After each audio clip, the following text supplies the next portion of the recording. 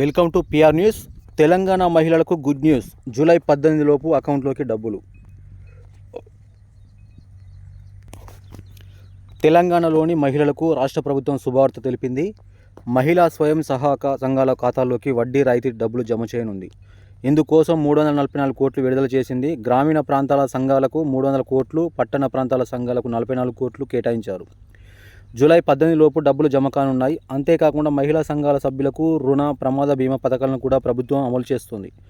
రానున్న 5 ఏళ్లలో 1,00,000 కోట్ల వడ్డీ లేని రుణాలు అందించాలని లక్ష్యంగా పెట్టుకుంది. రాష్ట్రంలోని మహిళలకు తెలంగాణ సర్కారు శుభవార్త వినిపించింది.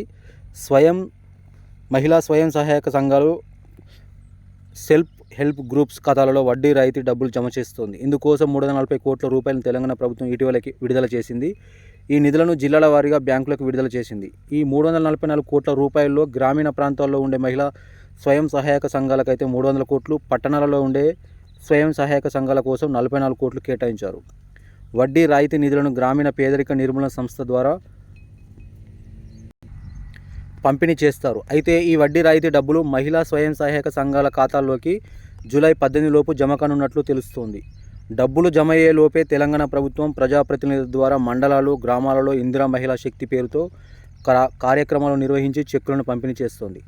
జూలై 12 నుంచి ఈ కార్యక్రమాలు మొదలయ్యాయి. వడ్డీ రాయితీ డబ్బులకు సంబంధించిన చెక్కులను నియోజకవర్గాల్లో ఎమ్మెల్యేలు, ఇతర ప్రజాప్రతినిధులు, స్వయం సహాయక సంఘాల్లోని మహిళలకు పంపిణీ చేయనున్నారు.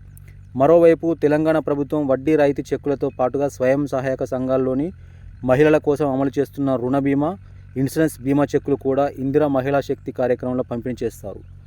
రుణ బీమా కింద రుణం తీసుకున్న మహిళ చనిపోతే ఆ మహిళ తీసుకున్న రుణం మాఫీ చేస్తారు. అలాగే ప్రమాద బీమా సౌకర్యం ద్వారా స్వయం సహాయక సంఘాలలో సభ్యులుగా ఉండే మహిళలు అనుకోకుండా ప్రమాదవశాత్తు చనిపోతే వారి కుటుంబానికి 10 లక్షలు అందిస్తారు. వీటి ద్వారా తెలంగాణ మహిళలకు ఆర్థిక స్వావలంబన, సాధికారత కోసం కృషి చేయాలని తెలంగాణ సర్కార్ భావిస్తోంది. అలాగే మహిళలకు జీవనోపాధి కల్పిస్తుందని కూడా అధికారులు చెబుతున్నారు. మరోవైపు తెలంగాణ ప్రభుత్వం వడ్డీ రాయితీ చెక్కులతో పాటుగా స్వయం సహాయక సంఘాల్లోని మహిళల కోసం అమలు చేస్తున్న రుణ బీమా, ఇన్సూరెన్స్ బీమా చెక్కులు కూడా ఇందిరా మహిళా శక్తి కార్యంలో పంపిణీ చేస్తారు. సో మొత్తానికైతే తెలంగాణ మహిళలకైతే రేవంత్ సర్కార్ అయితే గుడ్ న్యూస్ అయితే చెప్పింది. మహిళా ఖాతాల్లోకి అయితే వడ్డీ అయితే జమ కాబోతుంది. సో ఇది ఓవరాల్గా వీడియో నచ్చితే లైక్ చేయండి. కొత్త వాళ్ళు మన ఛానల్ని సబ్స్క్రైబ్ చేసుకోండి.